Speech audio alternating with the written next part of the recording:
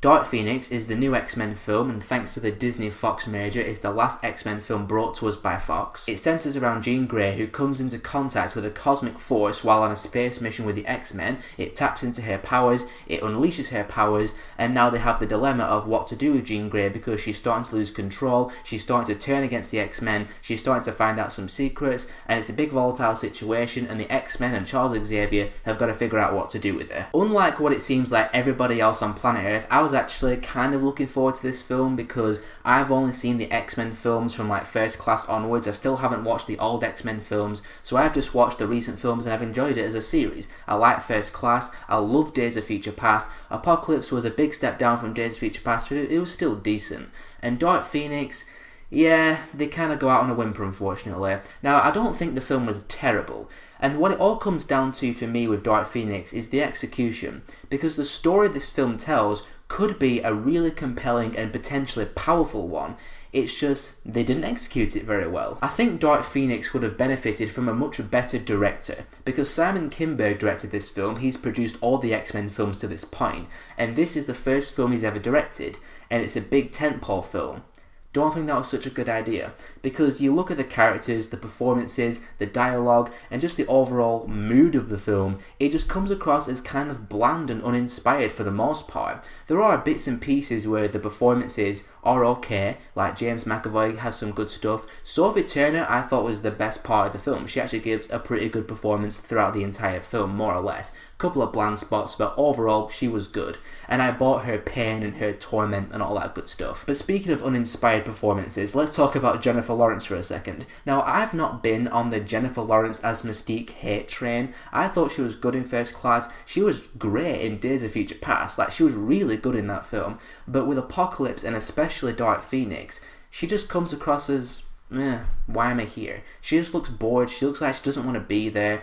And with this film especially, no spoilers, but you're like, yeah, she totally did not want to be in this film at all. You'll know what I mean when you see the film. It's kind of unfortunate because Jennifer Lawrence is a great actress, and I wish she did care about being this character. And again, she was great in Days of Future Past, like genuinely really good. But here, she just gives that many craps. Jessica Chastain's in this film. She plays the main villain manipulating Jean Grey.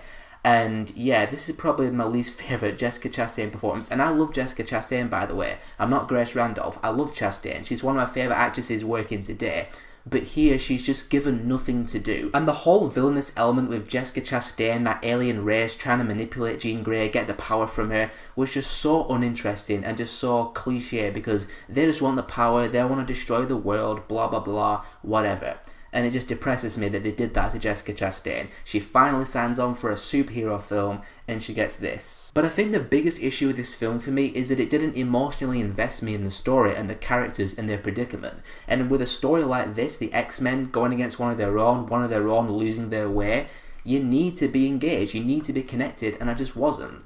It happens really fast in the film as well, like the first 5 minutes they're already in space and the big thing happens, and it just feels kind of rushed and half-baked as well. And that just goes back to the whole execution thing and Simon Kinberg being the first-time director. That's what I'm going to pin it on, especially Simon Kinberg and the directing, because he's not handled something like this before. That's how I'd perceive it anyway.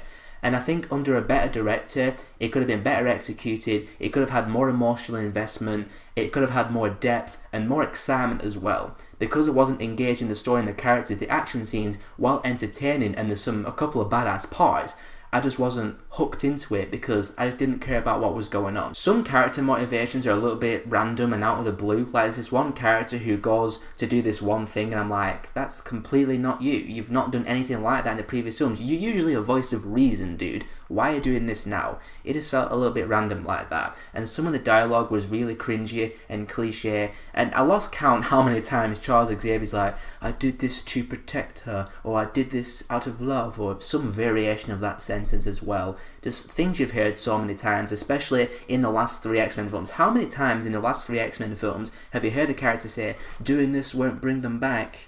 I've lost count. Again, Dark Phoenix isn't a terrible film. I wasn't bored watching it. I didn't hate watching it.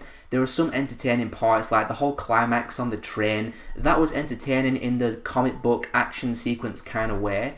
and there are some other entertaining parts as well, and there are one or two parts where the film shows glimmers of goodness, like, oh, the film's going to do something, and then it kind of goes back into the bland, uninspired nature of the rest of the film.